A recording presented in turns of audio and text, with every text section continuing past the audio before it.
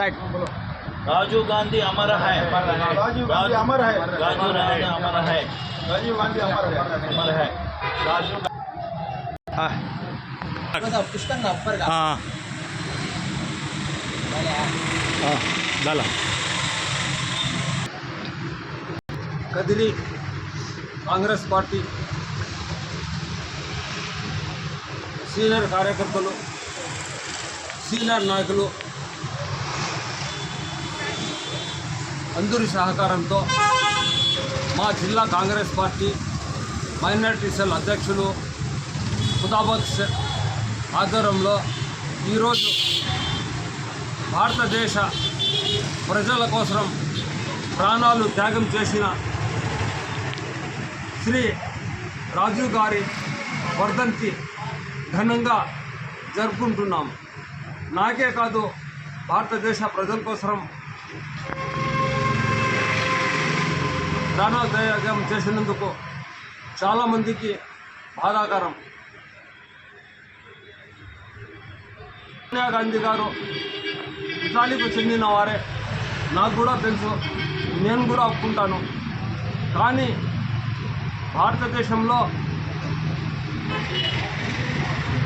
రాజీవ్ గాంధీకి వివాహం చేసుకున్న తర్వాత భారతదేశ ప్రజల కోసం తన భర్త ప్రాణాలు త్యాగం చేసింది.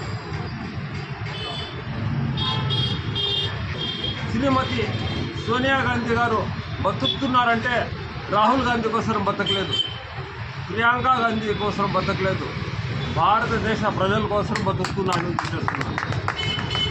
ఒక విధంగా ఆలోచన చేస్తే కంప్యూటర్ ఈ మధ్య కాలంలో చిన్న పిల్లోడు ఫోన్ తీసుకుని ఆడుకుంటా అంటాడు. ఇళ్ళల్లో 5 సంవత్సరాలు 6 సంవత్సరాలు 4 సంవత్సరాలు చదువుకుంటే పిల్లవాడు కంప్యూటర్ తీసుకుంటే ఆడుకుంటా అంటాడు. ఆ కంప్యూటర్ నాలెడ్జ్ తీసుకొని వచ్చింది, బయట తీసుకొని వచ్చి తెలిపించిన ఘనత ఎవరంటే శ్రీ రాజీవ్ గాంధీ గారే. ఈ మధ్యకాలంలో ఉన్నారు, ఏందో పెట్రోల్ రేట్ అంట, డీజిల్ రేట్ అంట, గ్యాస్ రేట్ అంట, హిందూ ముస్లింలు చిచ్చు పెట్టడం, ఇది తప్ప వేరే ఏం పని లేదు. నేను ప్రతి ఒక్కరికి చేతులెత్తి దండం పెడతాను. మీ హిందూ మతాలు చిచ్చు పెట్టి మీ డీజిల్లు, పెట్రోళ్ళు, గ్యాస్ ధరలు మానుకొని హిందూ ముస్లిం భాయిగా బతికే అవకాశం కల్పిస్తూ ఇలాంటి భారతరత్న రాజీవ్ గాంధీ గారికి వర్ధంతి జరుపుకుంటే ఈ అందరూ ప్రతి ఒక్కరు సహకారాలని చెప్పి నేను మనవి చేసుకుంటున్నాను. ఇందాక కూటమి ప్రభుత్వం అంటే తెలుగుదేశం ప్రభుత్వంలో జిల్లా ప్రధాన కార్యదర్శి, కూటమి ప్రభుత్వంలో జిల్లా ప్రధాన కార్యదర్శి, తెలుగుదేశంకి చెందిన జిల్లా ప్రధాన కార్యదర్శి చరు సులేమాన్ రాజీవ్ గాంధీ వర్ధంతికు నివాళి అర్పించారు. ఎందుకు? ఆయన తెలుగుదేశమే కావచ్చు, కానీ ఆయన దగ్గర రాజకీయాలు కాదు, ఆయన దగ్గర మానవత్వం ఉంది. రాజీవ్ గాంధీ టెక్నాలజీ ప్రవేశపెట్టిన విద్యా అర్హత గలవాడని చెప్పి తెలుగుదేశం చెందిన వ్యక్తి చరు సులేమాన్ కూడా రాజీవ్ గాంధీ వర్ధంతికి నివాళి ఇది చేస్తున్నారు. కాబట్టి దీనికి పార్టీతో సంబంధం లేదు.